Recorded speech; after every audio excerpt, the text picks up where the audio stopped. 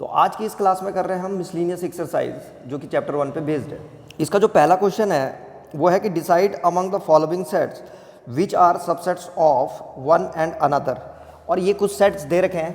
ए पहला सेट है, इसमें लिखा हुआ है कि x belongs to R and x square minus 8x plus 12 is equal to 0। तो पहले इसको सॉल्व करके देख लेते हैं कि x की क्या क्या वैल्यूज आ रही है ये, तो फिर ए सेट लिख लेंगे आराम से। तो इसको शुरू करते हैं। ये एक्स स्क्वायर माइनस 8x और प्लस 12 इज इक्वल टू 0। तो इसके फैक्टर स्प्लिटिंग मिडिल टर्म से इसके फैक्टर करके x की वैल्यू निकाल दो। इसके 12 के ऐसे फैक्टर करते हैं जो प्लस करके 8 आए। तो 6 2 जा 12 होता है, 6 मल्टीप्लाइड बाई 2 कितना होता है 12, और 6 प्लस 2 कितना हो गया 8। तो इसको कर देते हैं। तो ये जगह एक्स स्क्वायर माइनस 6x और minus 2x plus 12 is equal to 0। इस 8x को क्या लिख दिया माइनस 6x और माइनस 2x। फिर इसमें से x कॉमन ले लिया, यहाँ पे आ जाएगा x माइनस 6 और यहाँ पे माइनस 2 बाहर ले लिया, तो यहाँ पे भी x माइनस 6 आ जाएगा इज इक्वल टू 0। दोनों में x माइनस 6 कॉमन है, x माइनस 6 को बाहर निकालो, x माइनस 6 बाहर आ जाएगा तो यहाँ बच जाएगा x माइनस 2।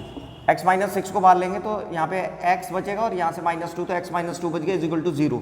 तो इम्प्लाइज दैट क्या क्या आ रहा है x इज इक्वल टू 6 और x इज इक्वल टू 2। यहाँ से अगर x माइनस 6 को 0 रखेंगे तो x इज इक्वल टू 6 आएगा, यहाँ से x माइनस 2 को 0 रखेंगे तो x इज इक्वल टू 2 आ जाएगा। तो बस सीधे लिख दिया करो x इज इक्वल टू 6 और x इज इक्वल टू कितना आ रहा है 2। तो दो वैल्यूज आ गई हमारे पास।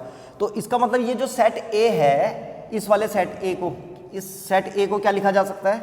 अब हमारे पास जो सेट A है, सेट A को हम लिख सकते हैं 2 और 6, ये ठीक है, इसकी जगह में ये आ गया। अब बाकी सेट लिखे हुए हैं B C D। अब हमें बताना था कौन किसका सबसेट है। तो यहाँ पे सबसे पहले A को लिखते हैं। A किस किसका सबसेट है, तो A सबसेट है किसका, B का है, और ये B का है और C का है, दोनों का सबसेट है। तो A सबसेट है B का और A सबसेट है C का। तो ये तो पहले वाले सेट के लिए लिख दिया, ठीक है। अब B के लिए देखते हैं B किसका सबसेट है। तो B केवल C का सबसेट है, तो यहाँ पे लिख देंगे हम, और B जो है वो सबसेट है किसका, C का।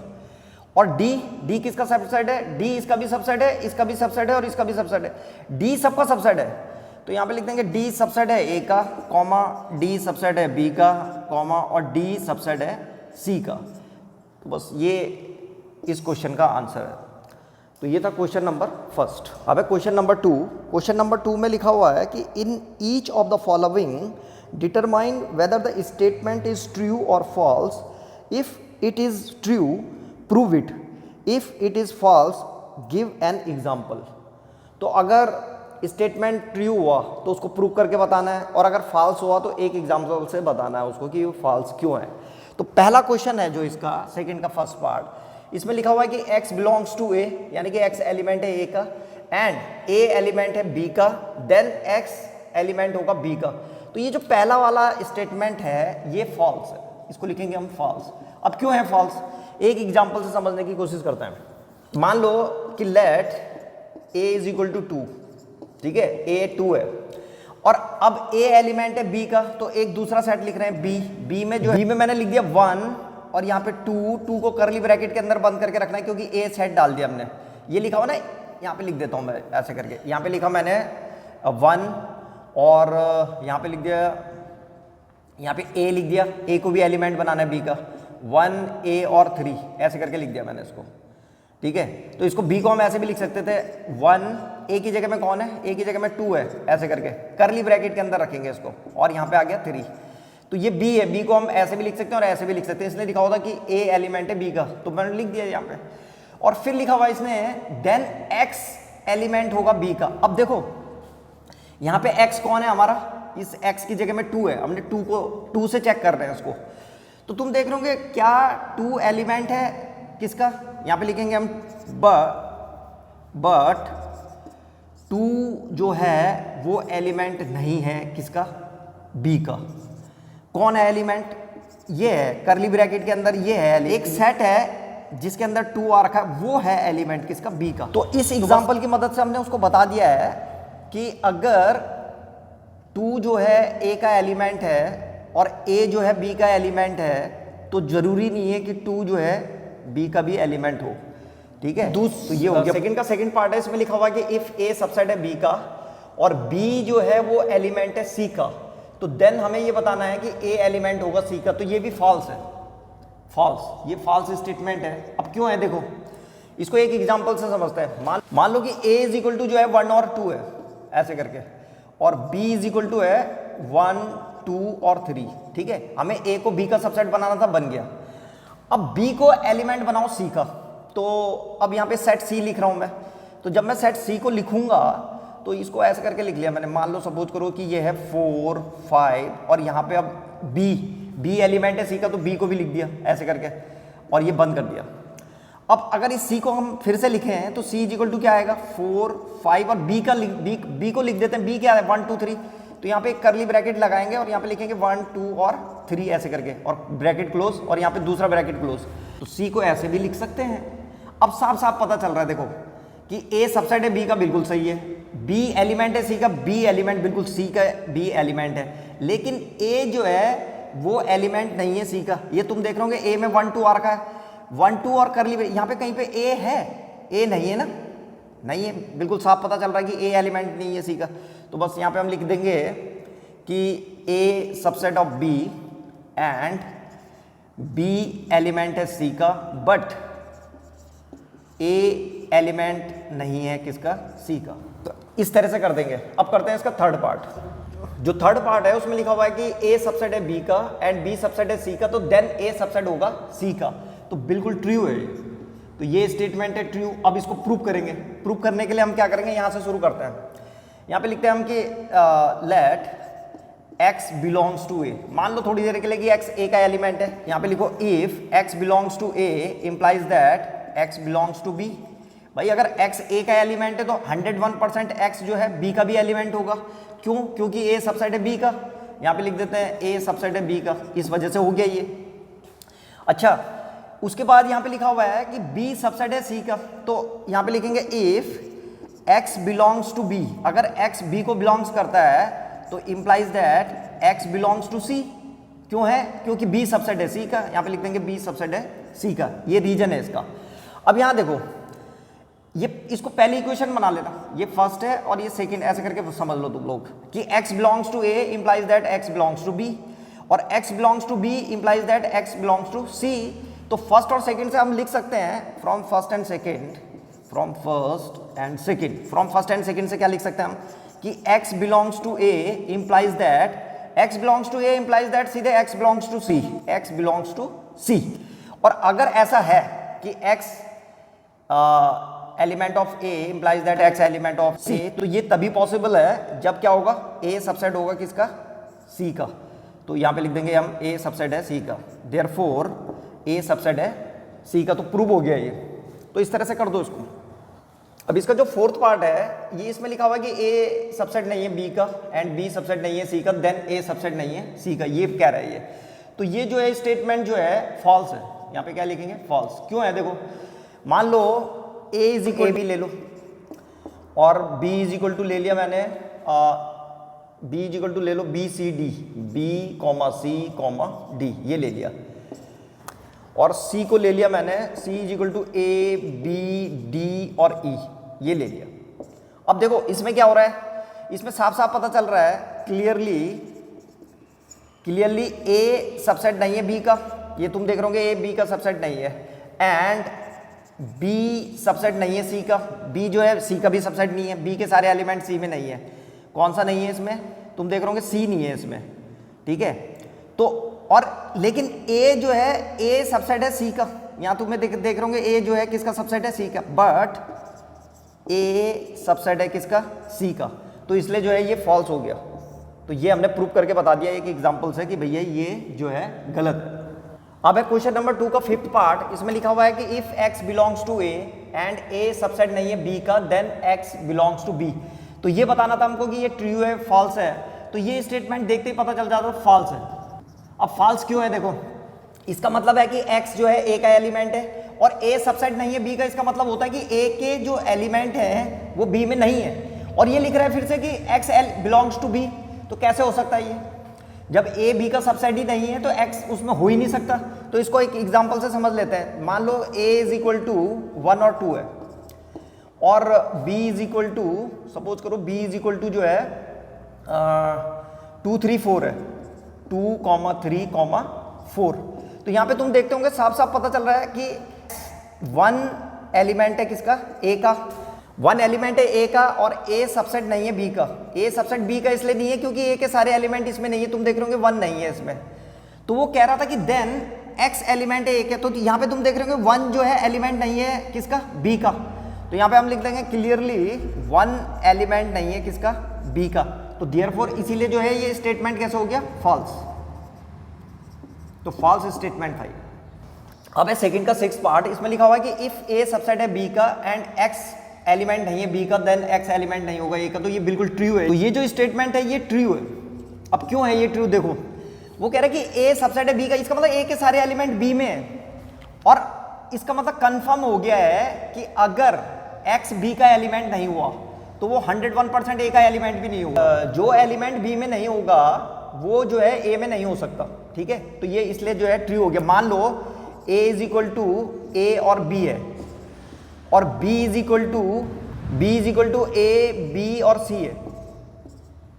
तो हम देखते हैं क्या है, a सबसेट है b का, और जो एलिमेंट b में नहीं होगा वो a में भी नहीं हो सकता। तो जैसे कुछ भी ले लो, यहाँ पे हम दिखा देंगे कि भाई f जो है वो एलिमेंट नहीं है किसका, b का, देन f जो है वो एलिमेंट नहीं है किसका, a का। जो b में नहीं होगा वो a में भी नहीं होगा, तो हो गया ट्रू। देखो इसको प्रूव करके बताना था। तो हमें मालूम है कि a जो है वो सबसेट है b का, then x belongs to a implies that x belongs to b। अगर x a का एलिमेंट हुआ तो x b का भी एलिमेंट होगा। डबल इंप्लाइज दैट x अगर एलिमेंट नहीं है किसका, b का, अगर x b का एलिमेंट नहीं है तो इंप्लाइज दैट x जो है वो a का भी एलिमेंट नहीं होगा, तो x not belongs to a। इससे पता चलता है, वो कह रहा है कि अगर x a का एलिमेंट है तो 101% x b का एलिमेंट होगा, लेकिन अगर x b का एलिमेंट नहीं हुआ तो वो x a का भी एलिमेंट नहीं होगा। इसको इफ एंड ओनली इफ लिखते हैं। अगर इसमें किसी को कोई प्रॉब्लम हो रही है तो आप शुरू के पार्ट देखिए, उसमें जो है आपको समझ में आ जाएगा कि इन साइनों का मतलब क्या होता है। अगर ये नीचे वाली लाइन किसी की समझ में नहीं आई है तो ऐसे करके समझ सकता है। मान लो a is equal to P और q है, और b is equal to P Q R और s है। यहाँ पे s लिख दिया मैंने ऐसे करके। तो तुम देख रहे होंगे a सबसेट है b का, a किसका सबसेट है, a सबसेट है b का। तो a सबसेट है b का, तो इसका मतलब a के सारे एलिमेंट b में होंगे। और अगर कोई एलिमेंट b में नहीं है, ठीक है, अगर कोई एलिमेंट b में नहीं है तो वो a में भी नहीं होगा। जैसे मान लो t है, ये t इसका एलिमेंट नहीं है भाई, t एलिमेंट नहीं है किसका, b का, t एलिमेंट नहीं है b का, तो वो a में भी नहीं होगा। तो यही लिखा हुआ है हमने। अगर कोई b का एलिमेंट नहीं है तो 101% जो है a का भी एलिमेंट नहीं होगा। तो बस इस तरह से किया जा सकता है इसको लिखने की जरूरत नहीं है तुम्हें। अब करते हैं नेक्स्ट। अब जो क्वेश्चन नंबर 3 है, इसमें लिखा हुआ था कि let a b and c be the set such that a union b is equal to a union c and a intersection b is equal to a intersection c, show that b is equal to c। तो ये दिखाना है हमको। इसमें दो चीजें दे रखी है कि a union b is equal to a union c है, और a intersection b is equal to a intersection c है, तो b is equal to c दिखाना है। तो देखो इसको यहां से शुरू करते हैं। हमारे को दे रखा था इसने कि a union b is equal to a union c, ये दे रखा है, गिवन है, ठीक है। अब इसमें क्या करो कि यहाँ पे लिखते हैं a यूनियन b और इसका इंटरसेक्शन c से करा दो। यहाँ c से इंटरसेक्शन करा दे तो यहाँ भी करा देंगे। यहाँ लिखेंगे a यूनियन c और यहाँ भी इंटरसेक्शन c। अब तुम्हें पता है कि जो इंटरसेक्शन होता है वो डिस्ट्रीब्यूट हो जाता है किस पे, यूनियन पे। तो इसको डिस्ट्रीब्यूट कर दो। तो यहाँ इसको लिखेंगे a इंटरसेक्शन c और यहाँ पे यूनियन है, फिर से क्या हो जाएगा, b इंटरसेक्शन c, ऐसे करके। और ऐसे ही यहाँ भी कर देंगे। ये यूनियन है और ये इंटरसेक्शन है, इंटरसेक्शन जो है डिस्ट्रीब्यूट हो जाता है किस पे, यूनियन पे। तो ये हो जाएगा a इंटरसेक्शन c ये, और फिर यूनियन है, यहाँ पे यूनियन लिखेंगे, और कितना हो जाएगा ये c इंटरसेक्शन c, ऐसे करके। अब यहाँ आ जाओ, इस a इंटरसेक्शन c को तो ऐसे ही रहने दो, ये तो ऐसे ही रहेगा a इंटरसेक्शन c, और यहाँ पे यूनियन का साइन है, यूनियन लगाओ, ये भी b इंटरसेक्शन c, ये भी ऐसे ही रहेगा। और यहाँ पे c का इंटरसेक्शन c से कराएंगे तो क्या आ जाएगा, c। तो ये आ जाएगा a इंटरसेक्शन c और यूनियन c। अब देखो ये a इंटरसेक्शन c और a इंटरसेक्शन c और union c। a intersection c का मतलब हो गया कि a और c में जो कॉमन एलिमेंट है वो, और फिर इसका मतलब सी के भी एलिमेंट है उसमें, और फिर इसका यूनियन सी के साथ करा देंगे तो सी आ जाएगा, तो यहाँ तो आ जाएगा इस side C, A intersection C union C जो है सी होता है, और यहाँ पे इसको ऐसे ही रहने देंगे, A intersection C union B intersection C. ठीक है, ये बन गई हमारी इक्वेशन नंबर फर्स्ट ये। अब दूसरा देखो, इसमें क्या करना था हमको, तो फिर से लिखेंगे हम A union B is equal to दे रखा था, और यहाँ पे है ए यूनियन सी ऐसे करके, ये फिर से गिवन था हमारे को, दे रखा है उसने। अब इस बार क्या करेंगे कि दोनों साइड जो है बी से इंटरसेक्शन करेंगे, तो ए यूनियन बी और यहाँ पे कर दिया intersection B is equal to यहाँ पे ए यूनियन सी और इंटरसेक्शन बी ऐसे करके कर दिया। तो ए यूनियन बी का इंटरसेक्शन बी से करेंगे तो बी आ जाता है सीधे, यहाँ पे बी लिख दो तुम। यहाँ पे जो तुम देख रहे होंगे ये था ना A union C intersection C, इसको भी हम डायरेक्ट सी लिख सकते थे यहाँ पे, पर मैंने यहाँ इसको डिस्ट्रीब्यूट कर दिया था उसके ऊपर, तो यहाँ पे डायरेक्ट लिख दिया। और यहाँ अभी इसको बी से कर रहे हैं, ये जो इंटरसेक्शन है ये डिस्ट्रीब्यूट हो जाएगा किसके ऊपर, ओवर यूनियन के, तो ये हो जाएगा ए इंटरसेक्शन बी ऐसे करके, फिर यहाँ पे यूनियन है, यूनियन लगाओ, और क्या हो जाएगा ये सी इंटरसेक्शन बी ऐसे करके। अब ये आ गया हमारे पास इज इक्वल टू, ये b इज इक्वल टू आ रहा है, तो b इज इक्वल टू यहाँ पे आ गया a इंटरसेक्शन b और c इंटरसेक्शन b। तो यहाँ पे तुम देख रहे होंगे, यहाँ देखो ध्यान से, ये इक्वेशन नंबर फर्स्ट जो आ रखी है यहाँ पे है b इंटरसेक्शन c, तो ये b इंटरसेक्शन c ये तो आ गया, और यहाँ पे क्या है a इंटरसेक्शन b और यहाँ पे क्या है a इंटरसेक्शन c। तो इस वाले को यहाँ पे लिख रहा हूँ मैं, इसको लिखा जा सकता है a intersection c। a intersection c क्यों लिख दिया, यहाँ पे दे रखा था इसने कि जो A इंटरसेक्शन B है वो A इंटरसेक्शन C के इक्वल है, और यूनियन यहाँ पे इसको लिख दिया मैंने B इंटरसेक्शन C ऐसे करके। देखो इनके रीजन लिख दो यहाँ पे, हमें मालूम है कि जो A इंटरसेक्शन C है वो A इंटरसेक्शन B के इक्वल है, एक तो ये था गिवन, ठीक है ये वाला, और एक ये कम्यूटेटिव लॉ को फॉलो करता है, तुम जो है C इंटरसेक्शन B को B इंटरसेक्शन C लिख सकते हो, ठीक है।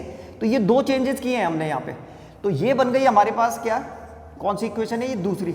अब फ्रॉम फर्स्ट एंड सेकंड से देखो, ये हमारे पास C है और ये B है, तो यहाँ पे लिख देंगे from first and second, from first and second. अगर दोनों को ध्यान से देखो तो एक ही बात है, जो C की वैल्यू आ रखी है वही B की वैल्यू आ रखी है। C की वैल्यू है A intersection C union B intersection C, और इसकी है A intersection C union B intersection C। तो फ्रॉम फर्स्ट एंड सेकंड से जो है B is equal to C आ गया, तो प्रूव हो गया है।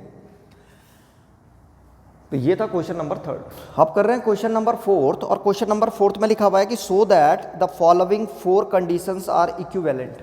तो ये बताना हमको कि ये 4 की 4 कंडीशन जो है इक्विवेलेंट है। पहली कंडीशन है A सबसेट ऑफ B, दूसरी A minus B is equal to 5 null set, और थर्ड है A union B is equal to B, और फोर्थ है A intersection B is equal to A।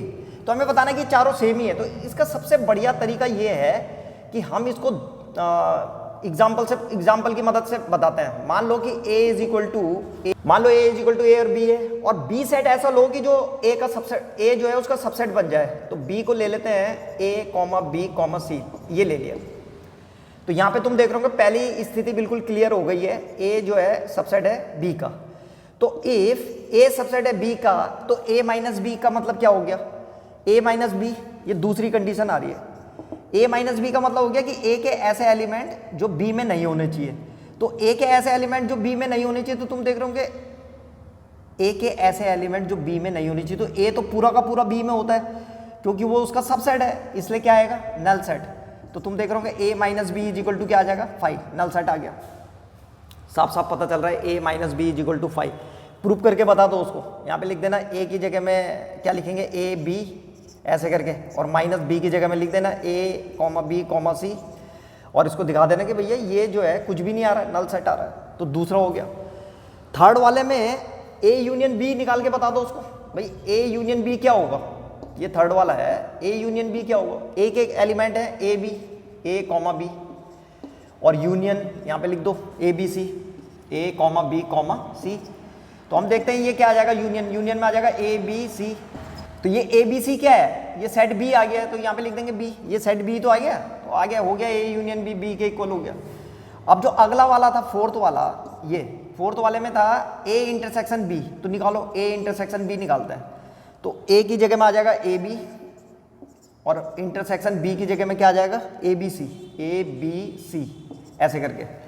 तो इसका अगर हम इंटरसेक्शन निकालेंगे तो कितना आ जाएगा, ये आ जाएगा हमारे पास ए बी, तो बस ये आ गया ए बी। इस तरीके से कर सकते हैं हम इसको। एक और तरीका है जिसमें हम वेन डायग्राम से भी बता सकते हैं कि ये चारों के चारों इक्विवेलेंट है।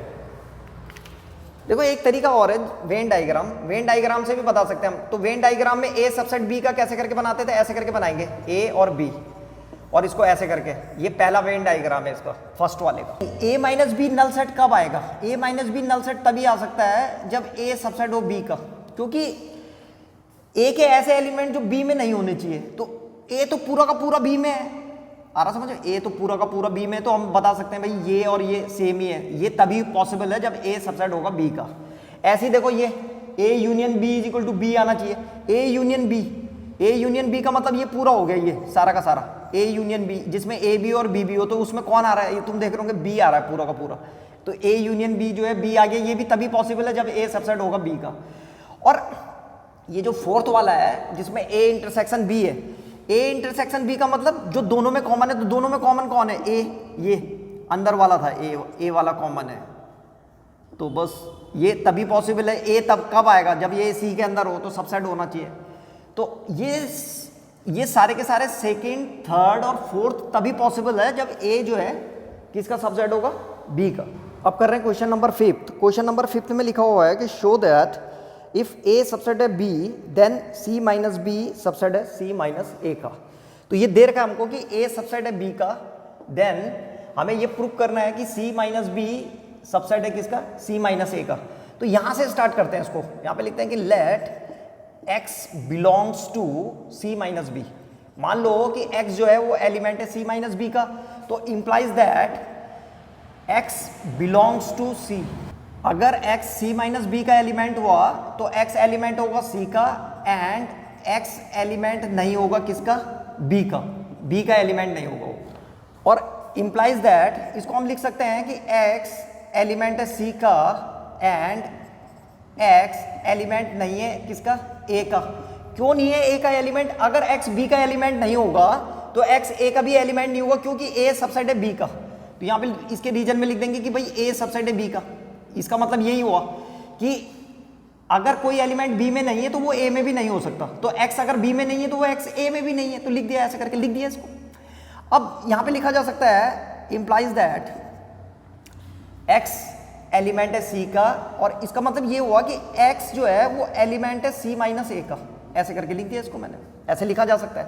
तो यहां से देखो ये आ रहा है x belongs to c minus B, implies that, ये साथ में इसको भी लिखते रहो, x belongs to c minus B. भाई x belongs to c minus B, implies that, यहाँ पे भी आ जाएगा x belongs to c minus B, और इंप्लाइज दैट ये। तो इसका मतलब क्या हुआ, x belongs to c minus B implies that x belongs to c minus A. तो इसका मतलब हो गया कि c माइनस बी जो है ये सबसेट है किसका, c माइनस ए का।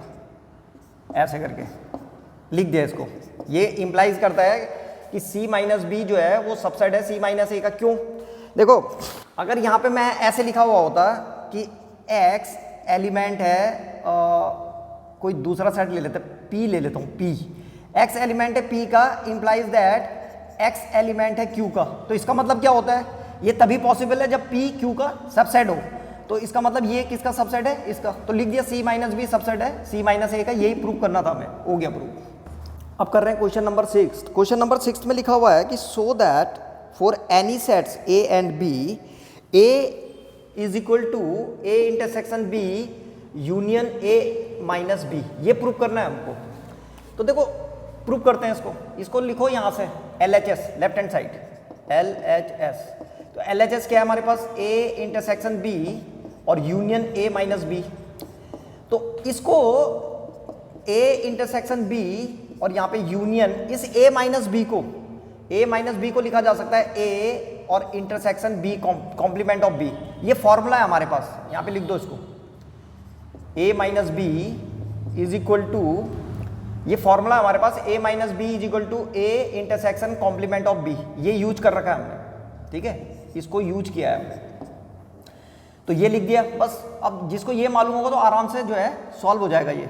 तो अब क्या करना है हमको, तुम्हें याद होगा एक डिस्ट्रीब्यूटिव लॉ होता था कि इंटरसेक्शन जो है क्या होता था, यूनियन पे डिस्ट्रीब्यूट हो जाता, तो ये डिस्ट्रीब्यूट ही हो रखा है, यहाँ पे तुम देख रहे होगे ए आ रखा है ये, तो इसको हम ऐसे भी लिख सकते थे कि ए इंटरसेक्शन और बी यूनियन बी डैश, ऐसे करके लिखा जा सकता है इसको। ये डिस्ट्रीब्यूटिव लॉ है, ये डिस्ट्रीब्यूटिव लॉ से आ रखा है। कैसे?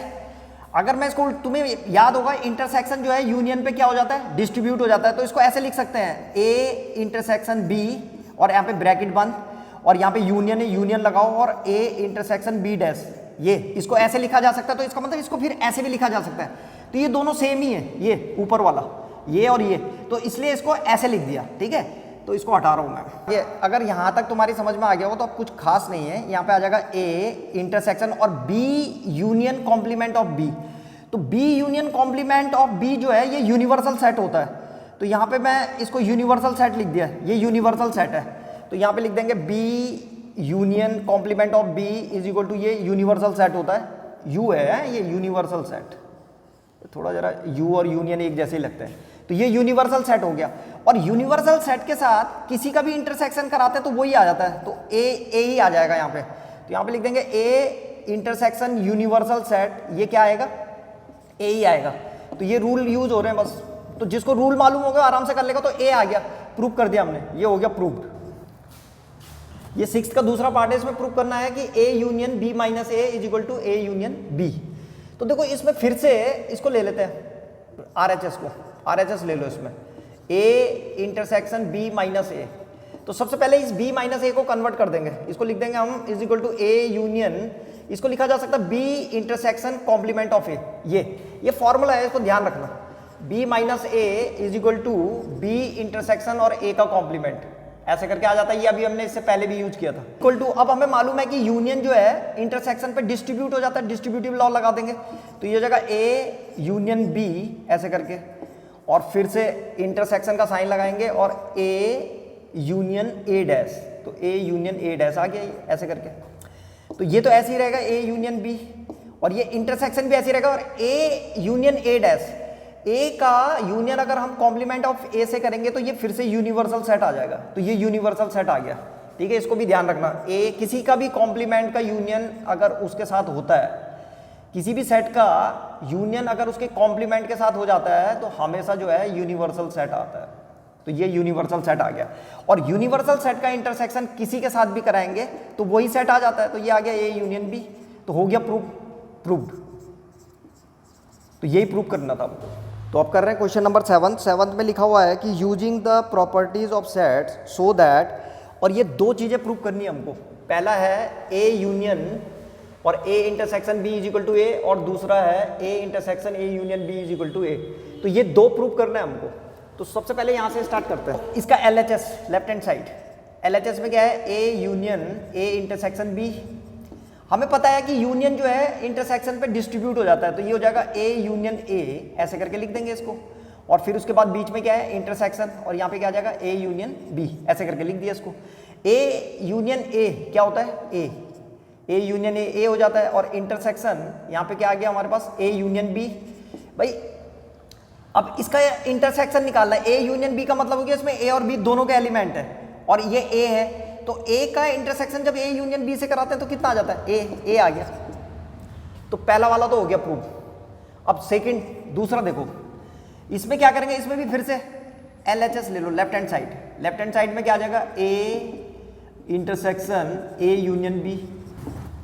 हमको मालूम होना चाहिए कि जो यूनियन होता है वो इंटरसेक्शन पे डिस्ट्रीब्यूट हो जाता है, और जो इंटरसेक्शन होता है वो यूनियन पे डिस्ट्रीब्यूट हो जाता है। तो यहाँ पे यही हो रहा है, पहले वाले में यूनियन था, इंटरसेक्शन पे डिस्ट्रीब्यूट हुआ, ये इंटरसेक्शन है यूनियन पे डिस्ट्रीब्यूट हो रहा है। तो ये आ जाएगा हमारे पास ए इंटरसेक्शन ए, ठीक है, ऐसे करके, और यहाँ पे फिर बीच में क्या है, यूनियन लगाओ, और ये हो जाएगा ए इंटरसेक्शन बी। अब इसको सॉल्व कर देंगे, ए का इंटरसेक्शन ए से ही कराते हैं तो ए आ जाता है, और यूनियन ए इंटरसेक्शन बी, ऐसे करके। अब बस इसको समझो जरा, यहाँ पे ए के एलिमेंट है और यहाँ पे जो ए और बी दोनों में कॉमन है वो है, तो जब इसका यूनियन कराएंगे हम तो क्या आ जाएगा, ये ए ही आएगा। आ रहा समझ में? जिनकी समझ में ये नहीं आता कि ये A union A intersection B करके ए कैसे आ गया, उनके लिए वेन डायग्राम एक बहुत अच्छा टूल है। वेन डायग्राम बनाओ ऐसे करके, यहाँ पे दो सर्किल खींचो, एक ए है और एक बी है, और ये ए इंटरसेक्शन बी है, ये वाला पोर्शन। तो अगर ए इंटरसेक्शन बी का यूनियन ए के साथ कराना, ये पूरा ए है तो इसके साथ करा दो यूनियन, ये हो गया। तो क्या आ रहा है, ए आ रहा है, तो ए आ गया। बस ऐसा करके भी निकाल सकते हो तुम। अब कर रहे हैं क्वेश्चन नंबर 8। क्वेश्चन नंबर 8 में है कि show that A intersection B is equal to A intersection C need not imply B is equal to C. वो कह रहा है कि अगर A intersection B is equal to A intersection C आ रहा है तो जरूरी नहीं है उसके लिए बी सी के इक्वल हो। तो देखो शुरू करते हैं।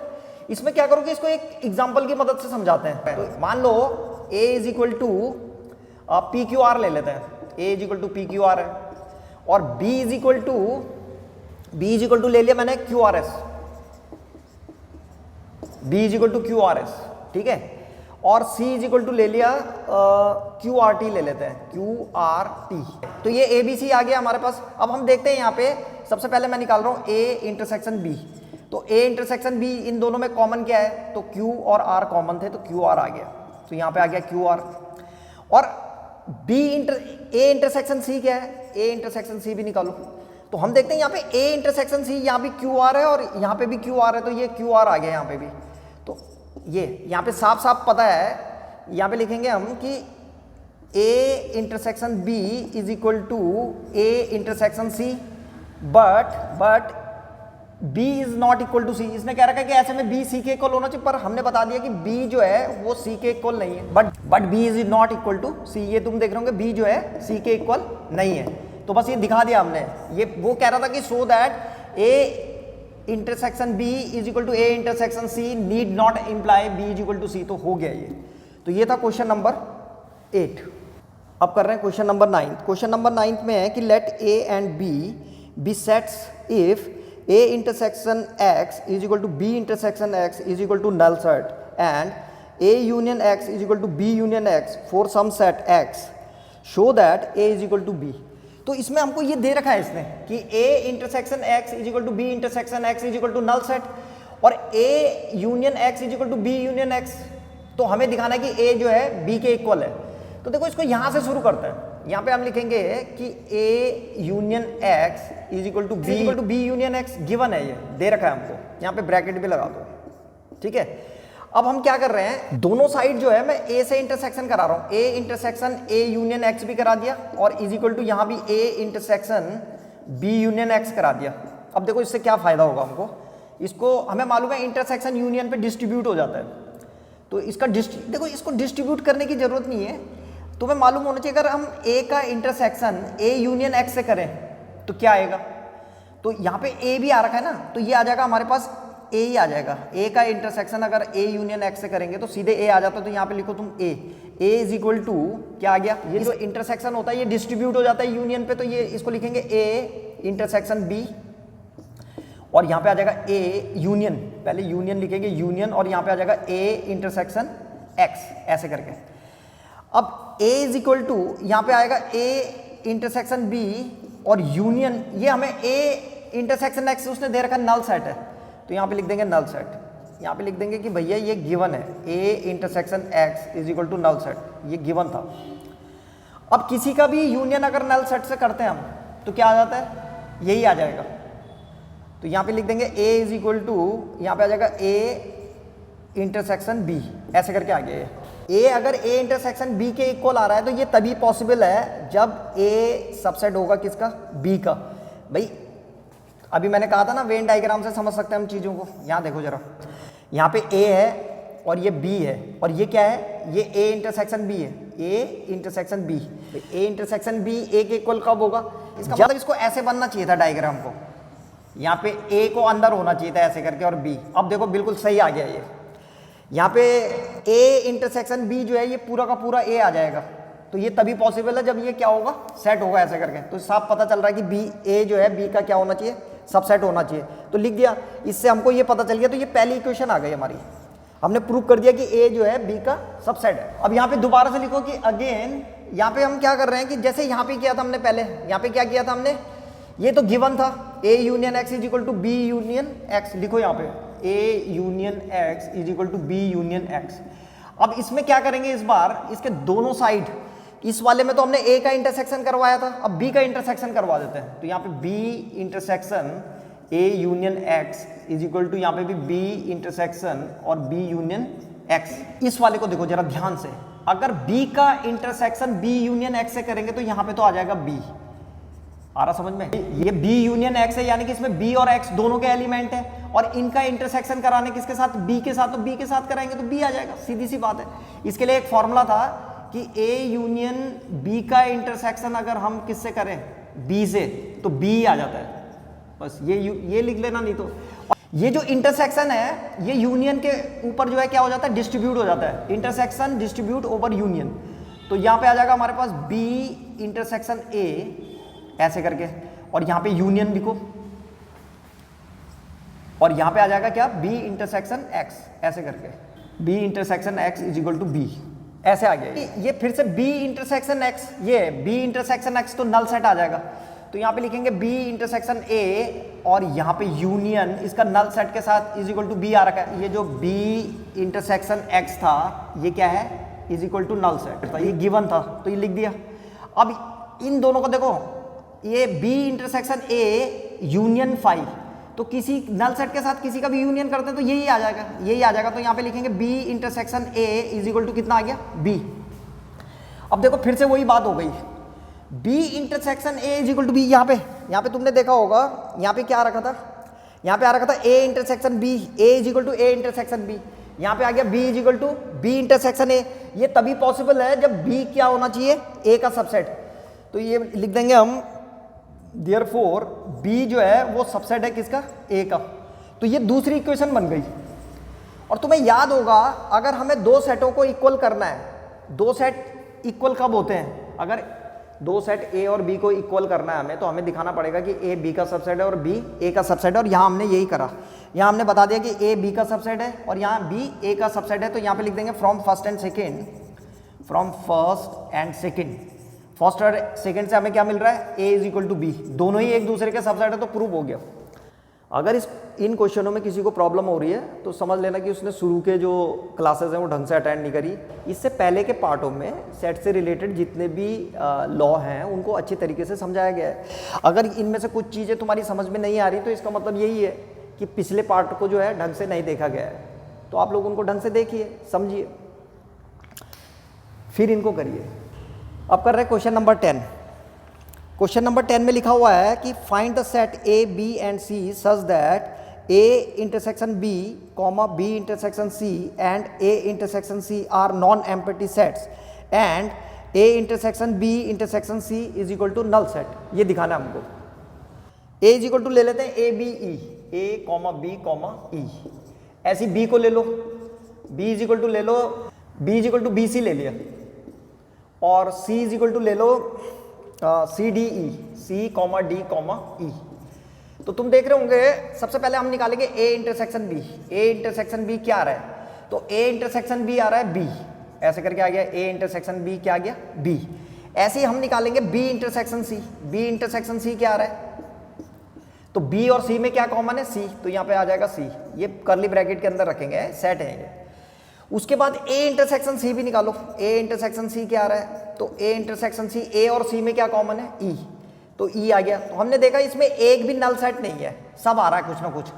अब हमें दिखाना था कि A intersection B intersection C is equal to null set होना चाहिए, तो इसको कर रहे हैं। देखो, तो हम क्या करेंगे, सबसे पहले यहाँ पे निकालेंगे A इंटरसेक्शन B, इसको निकाल देते हैं, और उसके बाद इंटरसेक्शन C करा देते हैं। तो A इंटरसेक्शन B हमने करा रखा है। A इंटरसेक्शन B कितना है? B, तो B आ गया यहाँ पे। अब इसका इंटरसेक्शन C से करा दो। C क्या है? C D E, तो यहाँ पे लिख देंगे हम भाई C, D, E, तो ये आ गया। तो इज इक्वल टू, यहाँ पे इन दोनों में कुछ भी कॉमन नहीं है तो नल सेट आ गया। तो बस यही प्रूव करना था, तो प्रूव हो गया ये।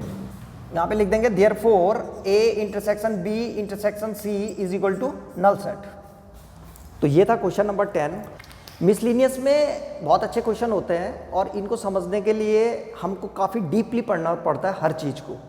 तो अगर किसी को मिसलिनियस के कोई क्वेश्चन समझ में नहीं आ रहे हैं तो इसका मतलब ये है कि जो पुरानी जो क्लासेस थी वो ढंग से अटेंड नहीं करी गई हैं या उनको ढंग से नहीं समझा गया है।